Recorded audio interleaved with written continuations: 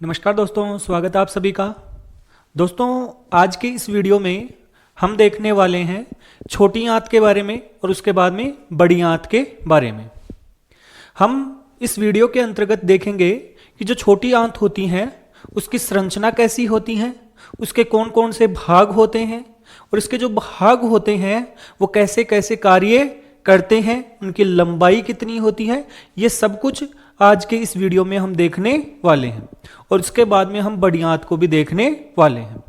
तो वीडियो में आगे बढ़ने से पहले यदि आपने हमारे चैनल को सब्सक्राइब नहीं कर रखा है तो सबसे पहले हमारे चैनल को सब्सक्राइब करें और इसके अलावा हमारे वीडियो को लाइक और शेयर भी जरूर करें। तो बात करते हैं किसकी, छोटी आंत के बारे में। यदि हम छोटी आंत के बारे में बात करें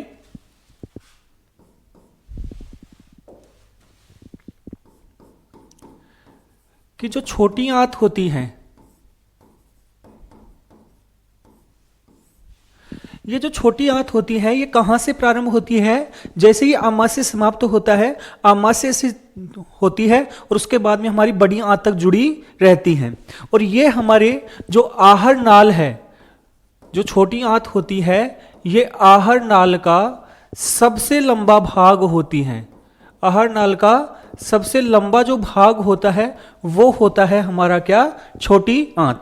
आपको इस चैप्टर के शुरुआत में ही बताया गया था कि मनुष्य में जो आहार नाल होता है उस आहार नाल की जो लंबाई होती है वो लगभग 9 से लेकर 10 मीटर के आसपास होती है।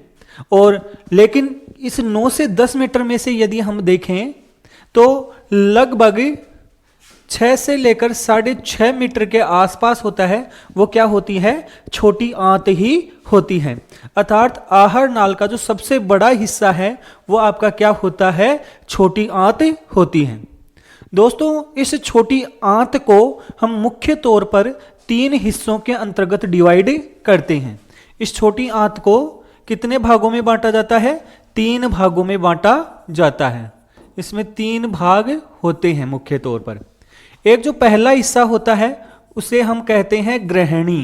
पहले हिस्से को क्या कहा जाता है, ग्रहणी। इंग्लिश में उसे डेड्यूनम कहते हैं। क्या कहते हैं, डेड्यूनम।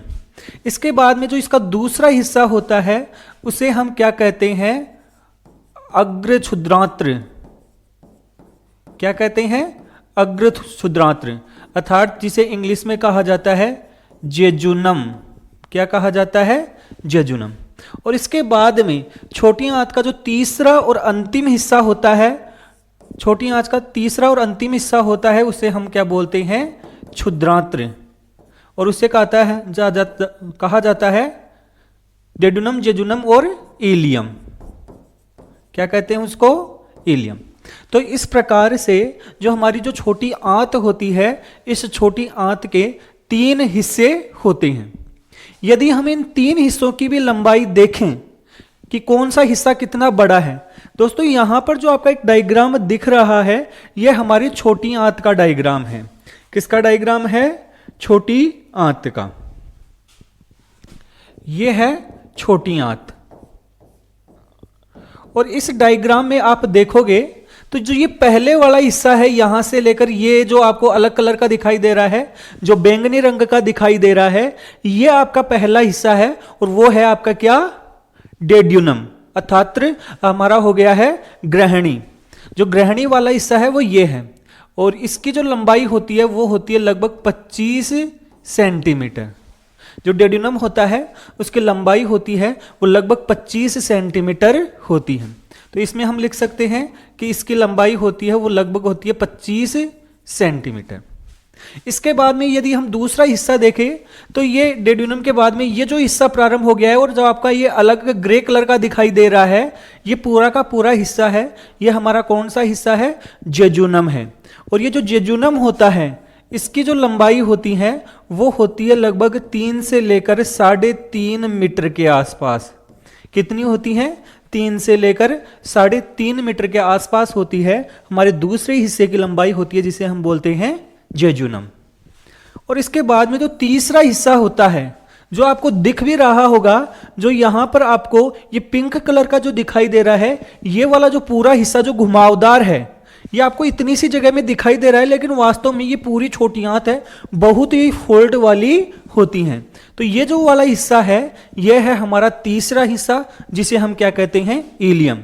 और इसकी जो लंबाई होती है वो 3.5 से लेकर 4 मीटर के आसपास होती है, 3.5 से लेकर 4 मीटर के आसपास। तो इस कारण हम बोल सकते हैं कि जो छोटी आंत होती है उसका जो सबसे बड़ा हिस्सा होता है, सबसे लंबा हिस्सा होता है, वो होता है कौन सा, क्षुद्रांत्र। और जो सबसे छोटा हिस्सा होता है छोटी आंत का, वो होता है हमारा क्या, डेड्यूनम अर्थात ग्रहणी। तो इस प्रकार से जो छोटी आंत होती है उसके क्या होते हैं, 3 हिस्से पाए जाते हैं। कहां से प्रारंभ होती है छोटी आंत, ये आपको वैसे तो पता होगा कि आमाशय से प्रारंभ होती है। कहां से प्रारंभ होती है, आमाशय से। और कहां तक जाती है, बड़ी आंत का जो पहला हिस्सा होता है जिसे अंधनाल कहते हैं, उस बड़ी आंत्र तक ये जाती हैं। तो इस प्रकार से ये छोटी आंत होती है, ये पाई जाती है। ये इसकी लंबाई है वो क्या है, अधिक, लेकिन जो इसका व्यास है वो क्या होता है, कम। व्यास का मतलब हो गया मोटाई, व्यास का मतलब क्या होता है, मोटाई। तो मोटाई के कारण इसे क्या कहते हैं, छोटी आंत कहते हैं। तो ये हमने इसका एकदम नॉर्मल सा जो परिचय है उसके बारे में देखा है। अब इसके बाद में हम ये देखने वाले हैं कि जो हमारी ये छोटी आंत होती है, इस छोटी आंत के अंदर की तरफ यदि हम उसको काट कर देखें तो अंदर की तरफ हमें कौन कौन सी संरचनाएं देखने को मिलती हैं और उन संरचनाओं का क्या महत्व होता है। तो हम आगे बात करते हैं कि जो हमारी छोटी आंत होती है उसमें हमें कौन कौन सी संरचनाएं देखने को मिलती हैं। दोस्तों, छोटी आंत में हमें क्या क्या देखने को मिलता है, देखो, एक तो हमें यहां पर दिखाई देते हैं, वो दिखाई देते हैं सर्कुलर फोल्ड। एक तो हमें क्या दिखाई देते हैं, सर्कुलर फोल्ड दिखाई देते हैं। अभी हम एक डायग्राम लेकर आए हैं और उस डायग्राम के अंदर आपको दिखाई देगा कि जो सर्कुलर फोल्ड होते हैं वो क्या होते हैं। इसके बाद में जो दूसरी चीज आपको दिखाई देती है वो दिखाई देती है विलाई। क्या दिखाई देती है, विलाई, जिसे हम बोलते हैं अंकुर। हिंदी में क्या बोला जाता है, अंकुर। इसके बाद में जो तीसरी चीज हमें दिखाई देती है वो दिखाई देती है हमारी माइक्रोविलाई। क्या दिखाई देती है, माइक्रोविलाई, जिसे हम क्या कहते हैं, सूक्ष्म अंकुर।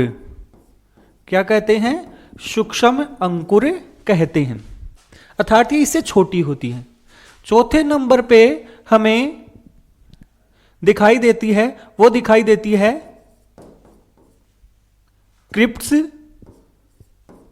Crypts of Lieberkühn. Crypts of Lieberkühn, या इन्हें हम क्या कहते हैं, लिबर कुहेन प्रगुहिका। ये क्या होते हैं, अभी आपको डायग्राम में सब कुछ दिखाने वाले हैं। सबसे पहले आप संरचनाओं के नाम समझ लो। इसके बाद में और क्या दिखाई देता है हमें, इस छोटी आंत के अंदर की तरफ और कौन सी संरचनाएं दिखाई देंगी, तो यहां पर हमें दिखाई देंगी कलश कोशिकाएं। कौन सी कोशिकाएं दिखाई देती हैं, कलश कोशिकाएं भी दिखाई देती हैं, जिन्हें हम क्या कहते हैं, गोबलेट सेल भी कहते हैं। गोबलेट कोशिकाएं, पूरा इंग्लिश में ही लिख देते हैं, कोशिकाएं तो हिंदी में है। तो गोबलेट सेल होती हैं, वो भी हमें दिखाई देती हैं। इसके अलावा और क्या है, तो इसके अलावा आपको एक याद रखना है, वो याद रखना है ब्रूनर ग्रंथि। कौन सी ग्रंथि याद रखनी है, ब्रूनर ग्रंथि। तो आपको छोटी आंत के अंदर ये मुख्य संरचनाएं हैं जिनके बारे में आपको सुनना भी है और उनके बारे में थोड़ा सा जानना भी है कि ये संरचनाएं क्या होती हैं और किस प्रकार से इनका महत्व होता है, कहां पर ये काम में आती हैं। तो दोस्तों, जो ये छोटी आंत होती है, तो इस छोटी आंत को यदि काटा जाए, यदि इस छोटी आंत को क्या किया जाए, काटा जाए, काट दिया जाए, तो इसमें क्या होता है कि ऐसे क्या पाए जाते हैं, ऐसे फोल्ड पाए जाते हैं, मतलब बीच बीच में उभार होते हैं और इनका बीच वाला भाग होता है ऐसे धंसा हुआ रहता है, ऐसे बीच वाला भाग होता है वो धंसा हुआ रहता है और बीच बीच में क्या होते हैं, उभार होते हैं। अभी हम हाथ से डायग्राम बना रहे हैं, लेकिन अभी आपको इसकी संरचना का एक रियल डायग्राम भी दिखाई देगा। तो यहां पर ये जो फोल्ड होते हैं, जैसे ये पाइप है, इस पाइप में ऐसे चारों तरफ ऐसे घूमे हुए होते हैं, पाइप के अंदर की तरफ पूरी के अंदर ये घूमे हुए होते हैं, और क्योंकि ये पूरी के अंदर घूमे हुए होते हैं इस कारण इन्हें क्या कहते हैं, सर्कुलर। सर्कुलर का मतलब होता है गोल। जैसे ये पाइप है, मान लो ये छोटी आंत इसके अंदर की तरफ से ऐसे दिखाई दे रहा है, तो जैसे हमारी अंगुलियां घूम रही हैं, जैसे हमारी ये अंगुली है ऐसे घूम रही है, ऐसे ही इसके अंदर एक फोल्ड घुमा हुआ रहता है जो बीच में से ऐसे उभरा हुआ रहता है लेकिन पूरा गोल पाया जाता है, और इसी को हम क्या कहते हैं, सर्कुलर फोल्ड। फोल्ड का मतलब एक क्या हो गया है, उभार। क्या हो गया है, उभार। यदि मैं इसका एक रियल डायग्राम आपको दिखाऊं तो यहां पर इसका एक हम डायग्राम देख सकते हैं कि ये फोल्ड होते हैं, ये हमें कैसे दिखाई देते हैं।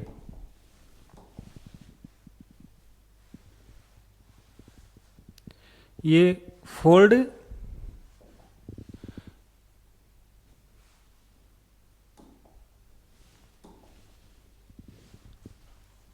तो इसका हम डायग्राम देखते हैं एक बार। इसका डायग्राम हम बाद में कभी देखेंगे क्योंकि अभी जो ये फाइल है, जो ये फोटो है, इसको सपोर्ट नहीं कर रहा है। जब कभी दोबारा हम देखेंगे तो इसको देखेंगे, लेकिन अभी आप समझ लो कि ऐसे एक घुमावदार होता है, अंदर की तरफ पूरा एक सर्कुलर पाया जाता है और उसमें क्या होते हैं, ये फोल्ड पाए जाते हैं, उभार पाए जाते हैं, और ये जो उभार होते हैं इन्हीं उभार को हम क्या कहते हैं, सर्कुलर फोल्ड कहते हैं। जैसे ये बीच वाले हो गए, ये पूरी पाइप की गोलाई में है, और ये बीच वाला हिस्सा है ये क्या है, धंसा हुआ रहता है, और ये बीच में क्या है जो ये आपको दिख रहा है, ये कैसा होता है, उभरा हुआ होता है। इन्हीं को हम क्या कहते हैं, सर्कुलर फोल्ड कहते हैं, अर्थात पूरे घुमावदार फोल्ड कहते हैं। इसके बाद में दूसरी चीज जो आपको याद रखनी है वो होती है विलाई या अंकुर। तो दोस्तों जो ये सर्कुलर फोल्ड होता है, इन सर्कुलर फोल्ड के ऊपर यदि इनको मैं यहां पर दिखाऊंगा आपको, मान लो ये है वो आपकी जो छोटी आंत है उसकी भित्ति है, और छोटी आंत की भित्ति में ये फोल्ड होते हैं, ये ऐसे पाए जाते हैं, ये फोल्ड हैं, ये सर्कुलर फोल्ड हैं, ऐसे घुमावदार फोल्ड हैं। ये आपको काट में दिख रहा है लेकिन ऐसे उभरे हुए हिस्से होते हैं, और जो ये उभरे हुए हिस्से होते हैं इनके ऊपर की तरफ ऐसे अंगुली नुमा क्या पाए जाते हैं, कुछ प्रवर्ध पाए जाते हैं, अंगुली नुमा उभार पाए जाते हैं, जो किस पर पाए जाते हैं, इन सर्कुलर फोल्ड के ऊपर पाए जाते हैं। और इन अंगुली नुमा जो उभार होते हैं इन्हें क्या कहते हैं, हमें अंकुर। इन्हें क्या कहा जाता है, अंकुर कहा जाता है, और अंकुर को ही क्या कहते हैं, विलय। ये क्या काम में आते हैं वो हम बाद में देखने वाले हैं, लेकिन अभी आप समझ लो इनको क्या कहते हैं, अंकुर कहते हैं। अब जो ये अंकुर होते हैं, जो ये अंकुर होते हैं अर्थात जो विलाई होते हैं, इन विलाई के ऊपर की तरफ भी क्या होते हैं, ऐसे पतले पतले बाल जैसी संरचनाएं पाई जाती हैं। क्या पाई जाती हैं, ऐसे पतली पतली बाल नुमा संरचनाएं पाई जाती हैं। और ये जो पतली पतली बाल नुमा संरचनाएं हैं ये किसके ऊपर पाई जाती हैं, विलाई के ऊपर पाई जाती हैं। और ये जो क्योंकि विलाई से भी छोटी हैं इस कारण इनको क्या कह देते हैं, हम माइक्रो विलाई कहते हैं। माइक्रो का मतलब होता है छोटा, और विलाई का मतलब हो गया कुछ उभार हैं, कुछ ऐसे निकले हुए बाल जैसी क्या हैं, संरचनाएं हैं। तो अभी देखो ये जो मेन हिस्सा है ये तो हमारा सर्कुलर फोल्ड वाला हिस्सा है, इसके ऊपर कुछ उभार बने हुए हैं उनको अंकुर या विलाई कहते हैं, और उनके ऊपर भी जो छोटे छोटे उभार हैं इनको हम क्या कहते हैं, माइक्रो विलाई अर्थात सूक्ष्म अंकुर कहते हैं। तो ये तीन चीज आप समझ गए होंगे कि ये सर्कुलर फोल्ड क्या है, इसके अलावा आपकी विलाई क्या है और माइक्रो विलाई क्या है। माइक्रो विलाई का तो हमारे पास डायग्राम भी है,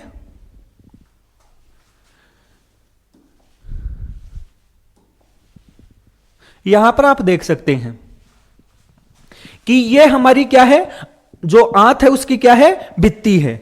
ये हमारी आंत की क्या है, भित्ति। ये जो यहां से आप देख रहे हो, ये बाहर की तरफ से लेकर ये अंदर की तरफ तक हमारी क्या है, पूरी की पूरी भित्ति है। और इस भित्ति के ऊपर की तरफ देखो, इस भित्ति के यहां पर आप देखो, इस भित्ति के ऊपर की तरफ ये ऐसे जो आपके उभार निकले हुए हैं,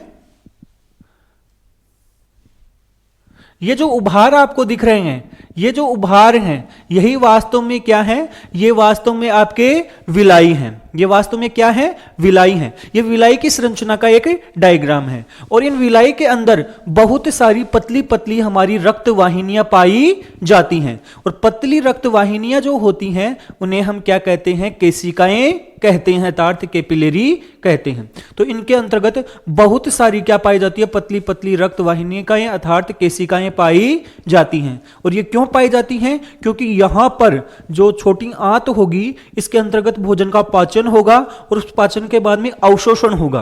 और अवशोषण होगा, उसका कार्य किसके द्वारा किया जाएगा, छोटी आंत से वो रक्त में ही डाला जाएगा। इस कारण यहां पर जो रक्त सप्लाई होती है, जो ब्लड सप्लाई होती है, वो बहुत ही क्या होती है, अधिक होती है। और इन्हीं के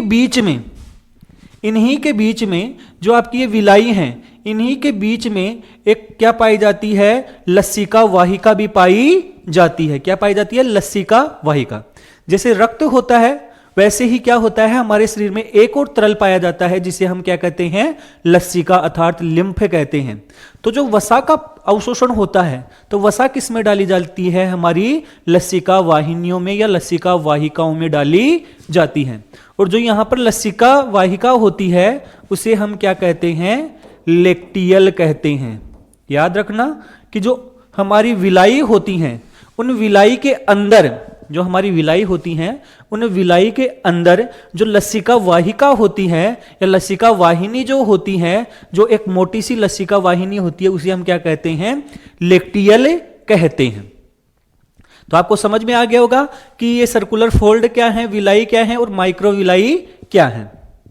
दोस्तों ये जो तीनों ही संरचनाएं हैं, ये तीनों ही संरचनाएं हैं, ये फोल्ड जो हैं, ये विलाई और माइक्रो विलाई हैं, ये आंत की आंतरिक सतह पर पाई जाती हैं। कौन सी सतह पर पाई जाती हैं, आंतरिक सतह पर।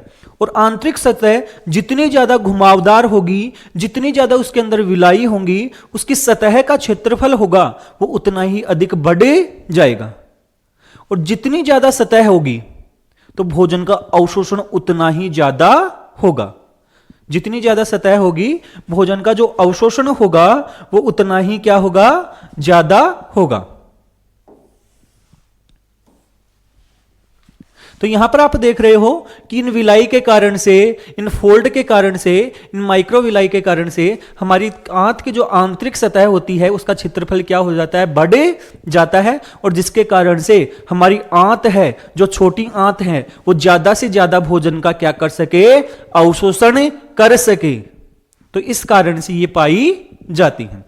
अब आपको दिख नहीं रहा कि ये सारी की सारी संरचनाएं ऐसे दिख रहा है जैसे एक ब्रश जैसी संरचना दिख रही है, क्योंकि यहां पर छोटे छोटे क्या पाई जाती हैं, सूक्ष्म अंकुर पाए जाते हैं, अर्थात माइक्रोविलाई पाई जाती है। तो ये एक ब्रुश जैसी संरचना बने जाती है। कैसी संरचना बन जाती है, ब्रुश जैसी संरचना बने जाती है। आपको ध्यान रखना है। तो ये तो हमने किसके बारे में पढ़ लिया, संरचना के बारे में। अब इसके बाद में देखो, इसके बाद में यदि मैं आपको एक डायग्राम दिखाऊं, मान लो ये एक विलाई है और ये इनके बीच की जगह, ये दूसरी विलाई है, ये इनकी बीच की जगह, ये तीसरी विलाई है। जैसे ये विलाई है, उन्हीं को हम जूम करके दिखा रहे हैं। तो जो दो विलाई होती हैं, एक ये विलाई, एक नंबर की मान लो ये विलाई है और दूसरे नंबर की ये विलाई है, इन दोनों के जो बीच की जगह होती है, इन बीच की जगह में क्या पाई जाती हैं, कुछ ग्रंथियां पाई जाती हैं। क्या पाई जाती हैं, कुछ ग्रंथियां। जैसे ये ग्रंथि हो गई है, ऐसे कुछ ग्रंथियां पाई जाती हैं जो किसके बीच में होती हैं, दो विलाई के बीच में पाई जाती हैं। और ये जो ग्रंथियां होती हैं, इन ग्रंथियों को क्या कहा जाता है, ध्यान से सुनना। ये ग्रंथियां जो दो विलाई के बीच में या दो अंकुरों के बीच में पाई जाती हैं, उन्हें हम क्या कहते हैं, लीबर कुहेन प्रगुहिका या क्रिप्ट्स क्रिप्ट्स का मतलब क्या होता है, जो ऐसे गर्त होते हैं जो बीच में छुपे हुए रहते हैं, दो हमारी इसके बीच में मिलाई के बीच में, इन्हीं को हम क्या कहते हैं, क्रिप्ट्स। और ये लिबर कुहेन है, एक वैज्ञानिक का नाम है। किसका नाम है, वैज्ञानिक का। और उन्होंने इसकी खोज की थी, इन क्रिप्ट्स की खोज किसने की थी, लिबर कुहेन ने। और उन्हीं के नाम के आधार पर इसको क्या कहा जाता है, क्रिप्ट्स ऑफ लिबर कुहेन, अर्थात प्रगुहिका, गुहा जैसी संरचना। गुहा मतलब अंदर की तरफ एक गुहा जैसी संरचना बन गई है, और ये क्या होती है आपकी, क्रिप्ट्स ऑफ लिबर कुहेन। ये ग्रंथि का कार्य करती है। किसका कार्य करती है, ग्रंथि। ग्रंथि का मतलब ये कुछ ना कुछ क्या करेगी, स्रावित करेगी, कोई ना कोई पदार्थ है उसका स्राव करेगी। अब छोटी आंत के अंदर जो भी स्राव होता है, जो भी एंजाइम स्रावित होते हैं, छोटी आंत में जो भी एंजाइम स्रावित होते हैं, उन सभी एंजाइमों को सम्मिलित रूप से हम वैसे तो हिंदी में आंत्रीय रस कहते हैं। क्या कहते हैं, आंत्रीय रस। क्या कहते हैं, यहां से जो स्रावित होगा यह है क्या, यह है आपका crypts of Lieberkühn, crypts of Lieberkühn. और यहां से जो स्रावित होता है उसे क्या कहते हैं, हमें आंत्रीय रस, जिसमें हमारे आंत के एंजाइम पाए जाते हैं। लेकिन इस आंत्रीय रस का एक नाम जो आपको याद रखना है, वो याद रखना आपको सक्कस, सक्कस एंटेरेकस, सक्कस एंटेरेकस। आपको एग्जाम में ये वाला नाम पूछा जाएगा। कौन सा नाम, सक्कस एंटेरेकस। हिंदी में उसको आंत्रीय रस कहते हैं, जिसमें आंत के एंजाइम होते हैं, लेकिन इंग्लिश में या जो साइंटिफिक नेम है वो है इसका सक्कस एंटेरेकस। तो आपको याद रखना है कि जो आंत के अंदर जो एंजाइम स्रावित होते हैं, जो किससे स्रावित होते हैं, क्रिप्ट्स ऑफ लिबर कुहेन से स्रावित होते हैं। इनसे जो स्रावित होने वाला जो पदार्थ है उसे क्या कहा जाता है, सक्कस एंटेरेकस कहा जाता है। एंटेरो शब्द जहां पर भी लगता है वो छोटी आंत से संबंधित होता है। जैसे कल वाले वीडियो में हमने देखा था, एक एंजाइम होता है एंटेरोकाइनेज, अर्थात वो एंटेरोकाइनेज एंजाइम होता है, वो भी छोटी आंत से ही स्रावित होता है। तो ये आपको ध्यान रखना है। तो अब इसके बाद में हम देखते हैं कि एक आपको कोशिकाएं बताई हैं, जिन्हें हम क्या कहते हैं, क्लस कोशिकाएं। क्या कहते हैं हमें, क्लस कोशिकाएं, या जिन्हें हम बोलते हैं गोबलेट सेल। क्या कहते हैं, गोबलेट सेल। ये होती क्या है, गोबलेट सेल होती हैं, वो क्या होती हैं, तो ये क्या पाई जाती हैं। हमने बताया था कि जो आहार नाल होती है, उस आहार नाल में जो उसकी भित्ति होती है, उस भित्ति में कितनी परत पाई जाती हैं, 4। कितनी परत पाई जाती हैं, 4। जैसे आपको बताया था कि ये आहार नाल के मान लो बाहर वाली भित्ति होगी, ये बीच वाला खाली जगह होगी जहां पर हमारा भोजन वगैरह होता है। सबसे बाहर की तरफ एक परत पाई जाती है, इसके बाद में एक दूसरी परत होती है, इसके बाद में एक तीसरी, और सबसे अंदर की परत। इसे तो हम बोलते हैं क्या, सिरोसा। क्या बोलते हैं, बाहर वाली परत को सिरोसा। इसके बाद में इसे हम बोलते हैं पेशीय स्तर, मांसपेशियों से बना है, इस कारण इसे क्या बोलते हैं, पेशीय स्तर या मस्कुलेरेसिस।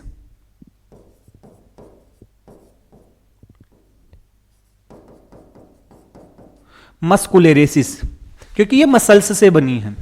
ये वाली जो परत होती है इसे हम बोलते हैं सब म्यूकोसा।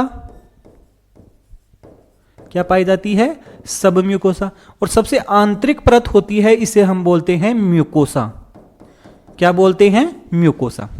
तो आपको ध्यान रखना है कि जो ये क्लस कोशिकाएं होती हैं या गोबलेट सेल होती हैं, ये हमारी जो आंत होती है उसकी कौन सी परत में पाई जाती हैं, तो उसकी जो सबसे आंतरिक परत होती है जिसका नाम होता है म्यूकोसा। सबसे आंतरिक परत होती है कौन सी, म्यूकोसा। उस म्यूकोसा में पाई जाती हैं कौन सी कोशिकाएं, क्लस कोशिकाएं। और ये कोशिकाएं होती हैं, ये किसका स्राव करती हैं, तो ये म्यूकस का स्राव करती हैं। किसका स्राव करती हैं, म्यूकस। म्यूकस क्या होता है आपको पता होना चाहिए कि ये एकदम एक चिपचिपा सा पदार्थ है। जैसे आपकी लार होती है उसमें भी म्यूकस की मात्रा पाई जाती है, तो चिपचिपा जेली जैसा क्या होता है, पदार्थ होता है। तो ये कलश कोशिका होती है, वास्तव में किस में पाई जाती है? म्यूकोसा परत, सबसे आंतरिक परत में पाई जाती है, और इससे क्या स्रावित होता है? म्यूकस स्रावित होता है। अब इसके बाद में एक इंपॉर्टेंट चीज आपको बता रहे हैं, और वो है आपकी ब्रूनर ग्रंथि। क्या होती है? ब्रूनर ग्रंथि। ब्रूनर ग्रंथि होती है, ये क्या होती है दोस्तों? जितनी भी सारी ग्रंथियां हमारी आहार नाल में होती हैं, वो सामान्य तौर पर कौन सी परत में स्थित होती हैं? म्यूकोसा में। कौन सी में स्थित होती हैं? म्यूकोसा में। लेकिन आहार नाल में एक ऐसी ग्रंथि है जो कि आपकी कहां तक जाती है? सब म्यूकोसा तक जाती है। किसमें स्थित होती है? सब म्यूकोसा में। तो एक चीज तो इसके बारे में यह याद रखना है कि ये छोटी आंत की कौन सी परत में पाई जाती है? सब म्यूकोसा परत में पाई जाती हैं। होती क्या है? तो ये जो ब्रूनर ग्रंथि होती है, इससे एक पदार्थ स्रावित होता है। इससे क्या होता है? एक पदार्थ स्रावित होता है, और जिसे हम क्या कहते हैं? क्षारीय म्यूकोसा। क्या कहते हैं? क्षारीय म्यूकस। क्या कहते हैं? क्षारीय म्यूकस। क्षारीय का मतलब इसकी प्रकृति क्षारीय होती है, और म्यूकस होता है। क्यों भाई हमें क्षारीय म्यूकस की क्यों जरूरत पड़ती है? क्योंकि हमारा छोटी आंत में जो भोजन आएगा वो कहां से आएगा? वो आएगा आमाशय से, और आमाशय का वातावरण कैसा था? अम्लीय। जो भोजन आएगा, जो आमाशय से भोजन आता है, उसे बोलते हैं हम कायम। अब इस कायम की पीएच है, इसको क्या करना है? अधिक करना है। वहां पर उसकी जो कायम की पीएच थी आमाशय में, वो लगभग 1.8। आमाशय में जो कायम होता है, उस कायम की पीएच कितनी थी? 1.8 थी। लेकिन यहां पर आने के बाद में, कहां पर? छोटी आंत में। छोटी आंत में आने के बाद में उस भोजन की जो पीएच होती है, अर्थात उस कायम की पीएच है, कायम जो कहां पर है? छोटी आंत में, उसकी पीएच कितनी हो जाती है? 7.8 हो जाती है। कितनी हो जाती है? 7.8। अर्थात कैसी थी? अम्लीय थी, बहुत ज्यादा अम्लीय थी। वहां से कैसी हो जाती है? क्षारीय हो जाती है। इसका मतलब कोई ना कोई एक ऐसा पदार्थ होगा छोटी आंत के अंतर्गत जो उस अम्लीय गुण को क्या कर रहा होगा? नष्ट कर रहा होगा। तो कल आपको जब हमने अग्नाशय रस बताया था, तो उसमें बताया था कि उसमें बाइकार्बोनेट लवण पाए जाते हैं, जो हमारे क्या करते हैं? जो आंत्र होता है उसकी पीएच को बढ़ाते हैं। यहां पर आंत्र में एक चीज और होती है जिसे बोलते हैं क्षारीय म्यूकस, और ये भी क्या करता है? ये भी उस पीएच को क्या करता है? बढ़ाता है। इसके अलावा लीवर से क्या स्रावित होता है? पित्तरस, और वो भी उस पीएच को क्या करता है? बढ़ाता है। तो अम्लीय से बढ़ाकर क्या कर देते हैं? क्षारीय। तो आपको याद रखना, आपसे पूछा जाए कि ये ब्रूनर ग्रंथि कहां होती है, तब आपको बताना है कि हमारी छोटी आंत में होती है, डेड्यूनम में। क्या स्रावित करती है? तो ये स्रावित करती है क्षारीय म्यूकोसा। उसका कार्य क्या होता है? तो ये काम करती है कि जो आमाशय से आने वाला जो अम्लीय जो भोजन कायम है, उसको क्या करती है? क्षारीय रूप में बदलती है। तो इस प्रकार से आपकी छोटी आंत के अंतर्गत कौन कौन सी संरचनाएं होती हैं वो पाई जाती हैं, ये सब कुछ आपको बता दिया गया है। अब हमें ये देखना है कि जो छोटी आंत से सक्कस, जो आपका भी आपको बताया था, सक्कस एंटेरेकस। क्या बताया था? सक्कस एंटेरेकस, अर्थात जो आंत्रीय रस है, जो हमारा इंटेस्टाइनल जूस है या सक्कस एंटेरेकस है, उसमें कौन कौन से एंजाइम पाए जाते हैं? सक्कस एंटेरेकस में कौन कौन से एंजाइम पाए जाते हैं, वो आपको याद रखना है। तो इसमें हम क्या लिख सकते हैं कि जो आंत्रीय रस है, उस आंत्रीय रस, या इसे हम क्या बोल रहे हैं? सक्कस एंटेरेकस। सक्कस एंटेरेकस, इसमें कौन कौन से एंजाइम होते हैं? तो सबसे पहले जो आपको ध्यान रखना है कि यहां पर देखो, यहां पर आकर आंत्र में आकर हमारे भोजन का पूर्ण रूप से क्या हो जाता है? पाचन हो जाता है। देखो, हमने लार में भी एक एंजाइम पढ़ा था जिसका नाम था लारिये एमाइलेज, या जिसे टाइलेन बोलते थे। हमने आमाशय में भी एंजाइम पढ़े थे। कौन कौन से पढ़े थे? पेप्सिनोजन, रेनिन पढ़ा था। तो ये सारे के सारे, इसके अलावा हमारे आमाशय में एक लाइपेज एंजाइम भी स्रावित होता था, वो भी पढ़ा था हमने। जो अग्नाशय रस है उसमें भी एंजाइम पढ़े थे। कौन कौन से पढ़े थे? तो अग्नाशय में हमने एक तो पढ़ा था ट्रिप्सिनोजन, एक पढ़ा था काइमोट्रिप्सिनोजन, एक हमने पढ़ा था प्रोकार्बोक्सी पेप्टाइडेज, इसके अलावा एक हमने पढ़ा था प्रोफोस्फोलाइपेज। तो ये सारे के सारे एंजाइम हैं। इसी प्रकार से कुछ एंजाइम है जो आंत में भी स्रावित होते हैं, और ये आंत में जो एंजाइम है ये खाने का लास्ट में अंतिम रूप से जो पाचन करते हैं वो यही एंजाइम करते हैं, और इनको बिल्कुल छोटे छोटे टुकड़ों में तोड़ देते हैं। तो आंत में कौन से एंजाइम होते हैं? सक्कस एंटेरिकस में। सबसे पहले आपको याद रखना है, यहां पर एक एंजाइम होता है जिसका नाम है सुक्रेज। कौन सा एंजाइम होता है? सुक्रेज। कहां पे काम में आएगा? जब हम पाचन की क्रियाविधि पढ़ेंगे। एक जो वीडियो होगा वो हम लेकर आएंगे पाचन की क्रियाविधि। अभी यहां पर हम केवल और केवल इनकी संरचना पढ़ रहे हैं। मुंह से लेकर छोटी आंत तक कैसे पाचन होता है, कैसे अवशोषण होता है, इसके बारे में हम एक पूरा वीडियो लेकर आने वाले हैं। तो यहां पर एक एंजाइम तो होता है कौन सा? सुक्रेज। दूसरा एंजाइम होता है कौन सा? माल्टेज। देखो, सुक्रेज एंजाइम होगा सुक्रोज को तोड़ेगा, माल्टेज एंजाइम होगा माल्टोज को तोड़ेगा। तीसरा एंजाइम है लेक्टेज। कौन सा एंजाइम है? लेक्टेज। ये किसको तोड़ेगा? लेक्टोज को तोड़ेगा। इसके अलावा और कौन से एंजाइम होते हैं? वो होते हैं डाई पेप्टाइडेज। डाई पेप्टाइडेज ये हमारा जो प्रोटीन है उसका अंतिम रूप से पाचन करेगा। इसके अलावा और कौन सा एंजाइम होगा? तो इसके अलावा हमारा जो न्यूक्लिक अम्ल है उनको तोड़ने के लिए भी एंजाइम होगा, जिसे हम वैसे तो न्यूक्लियेज बोल सकते हैं। क्या बोल सकते हैं?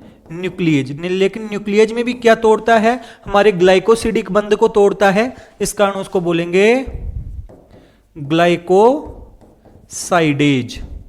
कौन सा एंजाइम होता है? ग्लाइकोसाइडेज। फोस्फेटेज, फोस्फेट जो हमारा जो होता है उसको तोड़ेगा, फोस्फेटेज, या डाईफोस्फेटेज भी बोल सकते हैं हम, जो फोस्फोएस्टर बंध को तोड़ेगा। तो इस प्रकार से क्या होते हैं? ये मुख्य रूप से हमारे सक्कस एंटेरिकस होता है, उसमें पाए जाने वाले क्या होते हैं? एंजाइम होते हैं। तो ये जो छोटी आंत है यहां पर काम क्या क्या होता है? तो कार्य यदि आप छोटी आंत के देखोगे तो देखो, सबसे इंपॉर्टेंट कार्य जो यहां पर होता है वो होता है भोजन का पाचन। क्या होता है? भोजन का पाचन। भोजन के पाचन के बाद में भोजन का क्या होता है? या पचित भोजन का, जो पचा हुआ भोजन है उस भोजन का क्या होता है? अवशोषण होता है। तो ये दो मुख्य कार्य होते हैं, ये हमारी किसके होते हैं? छोटी आंत के होते हैं। ये कैसे होता है ये हम एक अलग वीडियो में बात करने वाले हैं। तो इस प्रकार से ये हमने कौन सी आंत को कंप्लीट किया है? छोटी आंत वाले पोर्शन को क्या किया है? कंप्लीट किया है। अब हम देखने वाले हैं किसको? बड़ी आंत को। किसको देखने वाले हैं? बड़ी आंत को। तो अब हमारा टॉपिक है बड़ी आंत।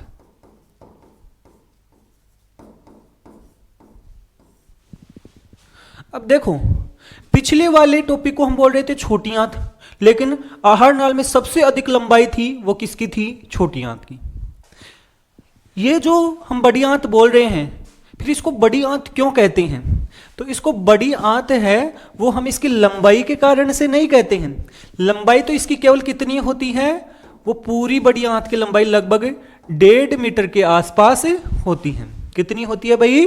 1.5 मीटर के आसपास इसकी क्या होती है? लंबाई होती है। लेकिन इसको बड़ी आंत क्यों कह रहे हैं? क्योंकि इसका जो व्यास है, व्यास वो क्या होता है? छोटी आंत से क्या होता है? अधिक। छोटी आंत से क्या होता है? अधिक। अर्थात ये मोटाई में, किसमें? मोटाई में छोटी आंत से क्या होती है? अधिक मोटी होती है।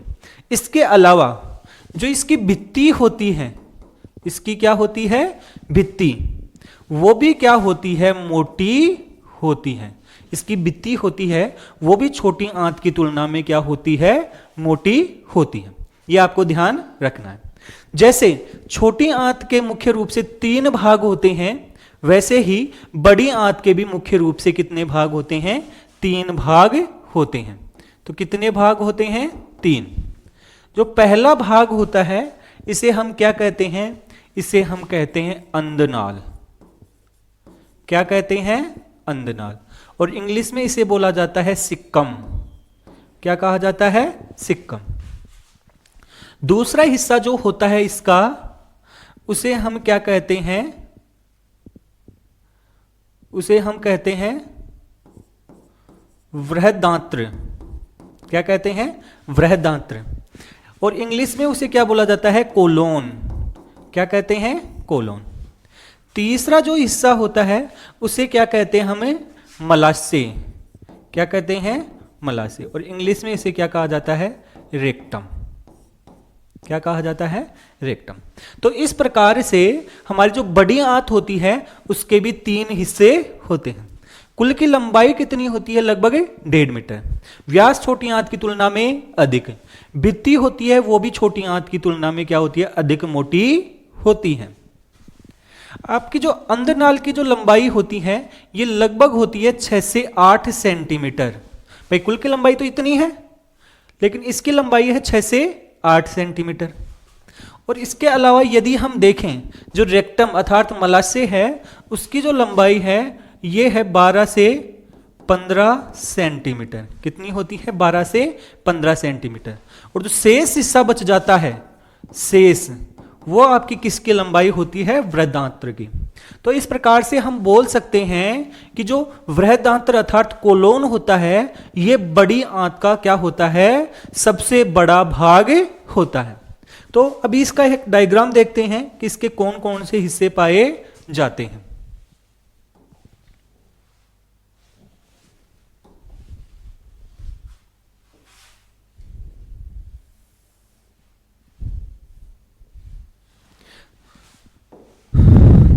तो आप यहां पर देखोगे तो ये छोटी, बीच में तो छोटी आंत है जो हम देख चुके हैं।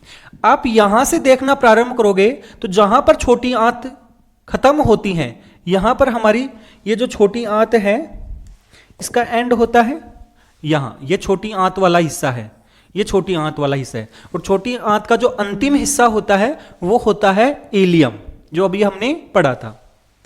इस इलियम के बाद में ये जो इतना जो हिस्सा है, ये जो इतना हिस्सा है, ये पहला हिस्सा है।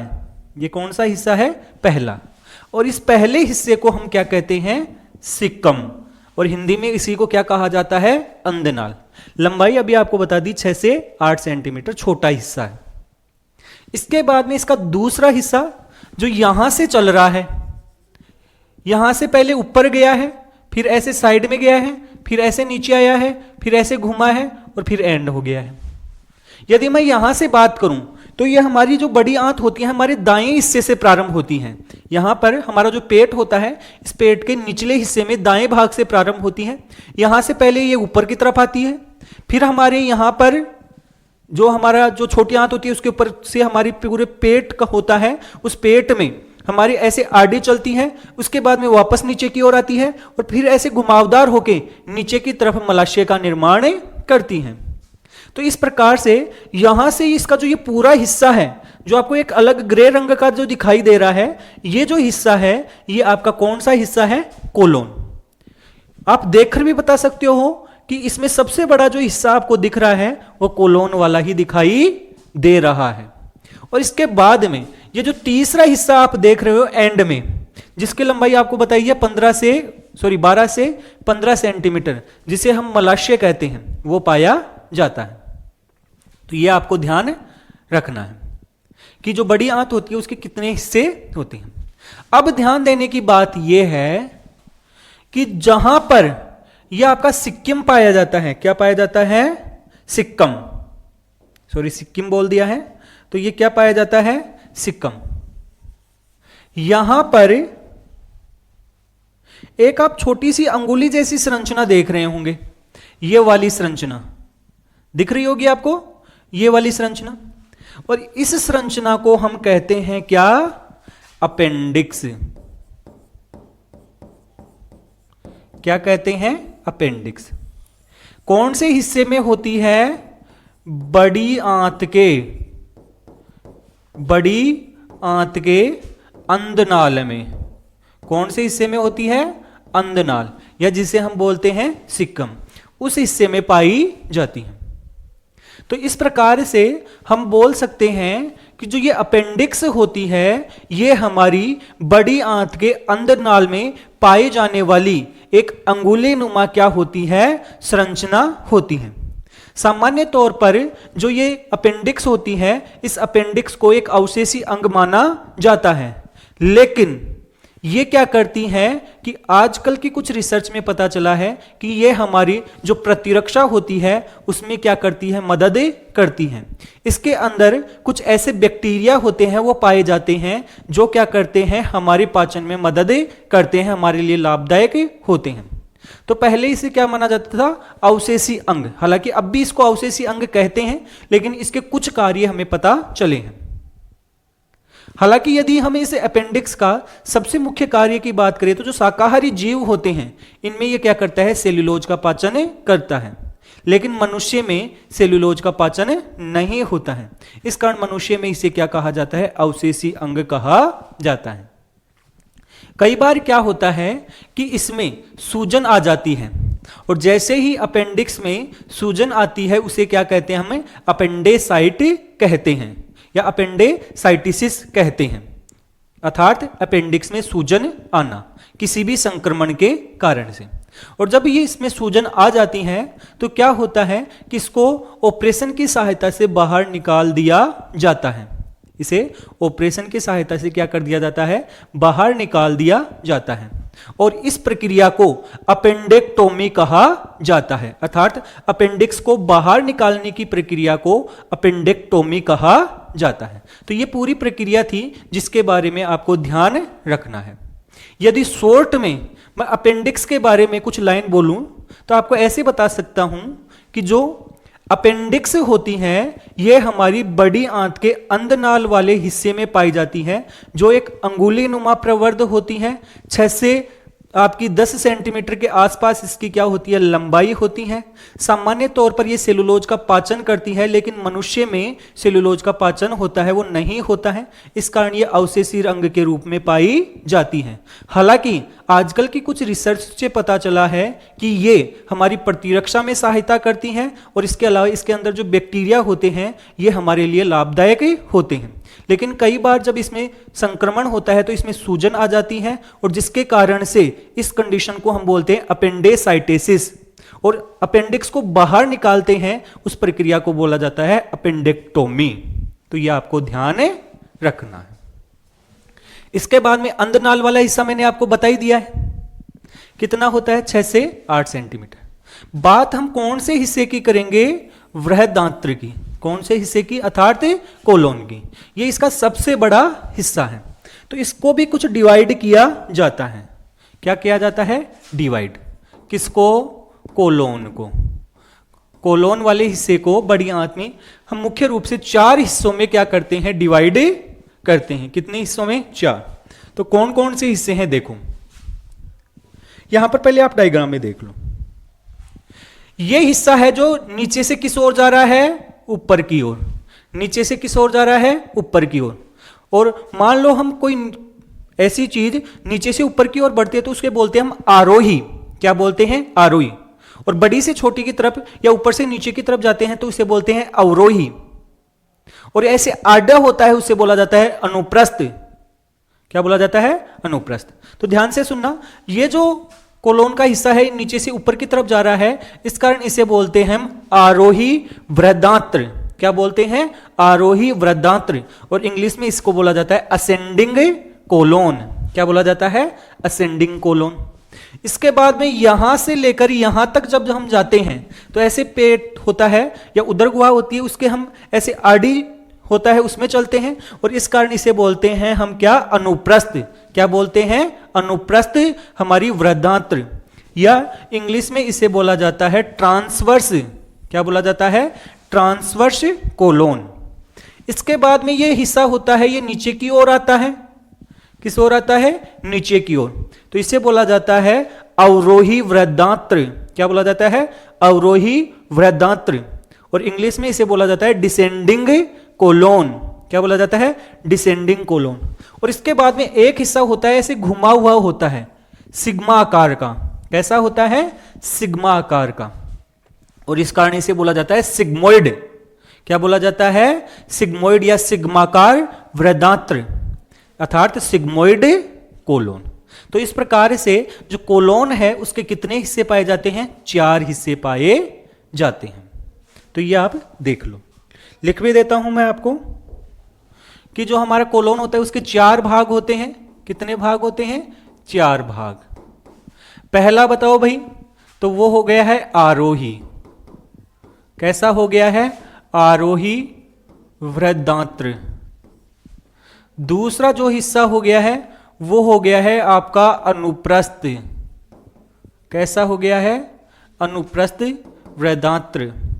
तीसरा जो हिस्सा हो गया है वो हो गया है आपका अवरोही, अवरोही वृद्धांत्र, अवरोही वृद्धांत्र। और चौथा हिस्सा हो गया है वो हो गया है सिग्माकार। कैसा हो गया है, सिग्माकार वृद्धांत्र। तो इस प्रकार से जो कोलोन अर्थात वृद्धांत्र होता है उसके कितने हिस्से होते हैं, 4 हिस्से पाए जाते हैं। ये आपको ध्यान रखना है। और लास्ट में हमारा बचता है मलाशय। मलाशय अर्थात रेक्टम। यहां पर क्या होता है कि जो अपशिष्ट, जब भोजन का पाचन हो जाता है और पाचन के बाद में जो भी अपचित अपशिष्ट बच जाता है, वो अपचित अपशिष्ट जिसे क्या कहा जाता है, मल कहा जाता है, वो मल क्या होता है, इकट्ठा होता है। मल क्या होता है, इकट्ठा होता है, उसका संग्रह किया जाता है। और मलाशय के बाद में क्या होता है, गुदा और गुदा द्वार। क्या होता है, गुदा और गुदा द्वार। ये गुदा होता है, इसकी जो लंबाई होती है 3 से 4 सेंटीमीटर के आसपास होती है। और इसके अंतर्गत क्या पाई जाती हैं, कुछ ऐसी पेशियां पाई जाती हैं, ऐसी मांसपेशियां पाई जाती हैं जो क्या करती हैं, इस मार्ग को, इस गुदा को क्या करती हैं, सिकोड़ कर रखती हैं। और क्योंकि ऐसी मांसपेशियां जो सिकोड़ कर रखती हैं या बंद करके रखती हैं, उन्हें हम क्या कहते हैं, अवरोधिनी। क्या कहते हैं, अवरोधिनी, अर्थात इंस्पेक्टर। क्या कहा जाता है, इंस्पेक्टर कहा जाता है। तो ये इसमें पाई जाती हैं। और बाकी गुदा द्वार होता है, इसके द्वारा क्या होता है कि जो मल होता है वो बाहर की तरफ त्याग दिया जाता है, और यहां पर आपका मल इकट्ठा रहता है। तो इस प्रकार से ये क्या होती है, बड़ी आंत पाई जाती है। क्या पाई जाती है, बड़ी आंत पाई जाती है। अब देखो भाई, बड़ी आंत के कार्य भी देख लो, ये हमारा लास्ट टॉपिक हो जाएगा आज का। बड़ी आंत के जो कार्य हैं वो क्या है, देखो, भोजन का जो पाचन होता है वो मुख्य रूप से आपका कहां पर हो जाता है, छोटी आंत में ही हो जाता है। इसके अलावा अवशोषण भी हो जाता है। तो फिर बड़ी आंत में क्या होता है, तो बड़ी आंत में सबसे पहले तो देखो कि जो अपशिष्ट बच जाता है उससे एक तो जल का, इसके अलावा जो खनिज लवण होते हैं उन खनिज लवणों का, और इसके अलावा कुछ विटामिन होते हैं। क्या होते हैं, विटामिन। उन विटामिन का क्या होता है, अवशोषण होता है।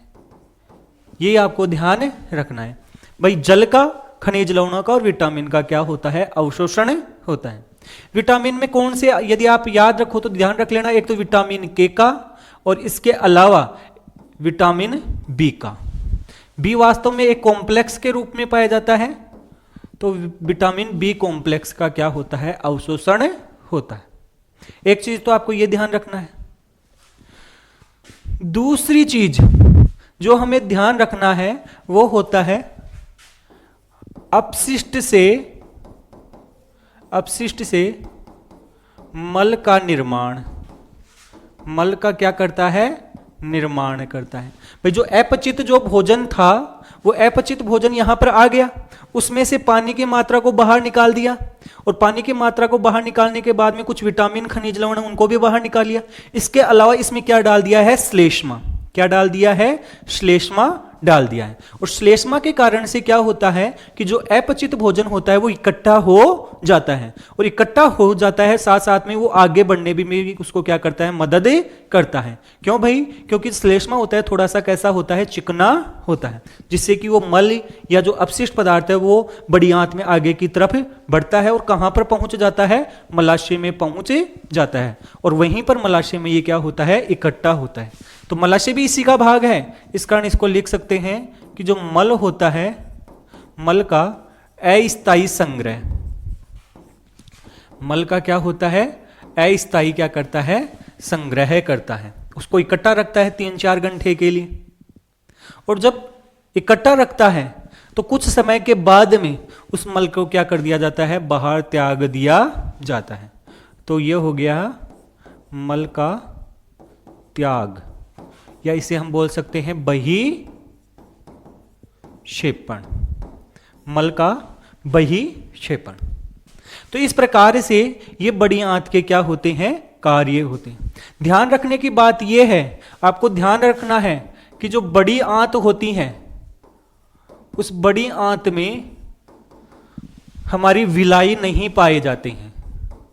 विलाई नहीं पाए जाते हैं। विलाई केवल कहां पे पाए जाते हैं? छोटी आंत में पाए जाते हैं, बड़ी आंत में नहीं होते, क्योंकि यहां पर बहुत ज्यादा अवशोषण नहीं होता है, यहां पर जल वगैरह का ही अवशोषण होता है। तो इस प्रकार से आज के इस वीडियो के अंतर्गत हमने छोटी आंत, बड़ी आंत, इनकी संरचना, इनके द्वारा क्या क्या होता है वो, इनके कार्य, तो इन सब के बारे में, और इनके जो भाग थे, जो इनके कौन कौन से हिस्से थे, उनके बारे में हमने पढ़ा है। इसके अलावा जो नेक्स्ट वीडियो आने वाला है उस वीडियो के अंतर्गत हम ये देखेंगे कि मुख से लेकर जो बड़ी आंत होती है, या हम बोल सकते हैं छोटी आंत तक, भोजन का पाचन किस प्रकार से होता है और उसके बाद में उसका अवशोषण कैसे होता है। तो यदि आपको ये वीडियो अच्छा लगा है तो वीडियो को लाइक और शेयर कीजिए, और हमारे चैनल को सब्सक्राइब जरूर कीजिए। धन्यवाद।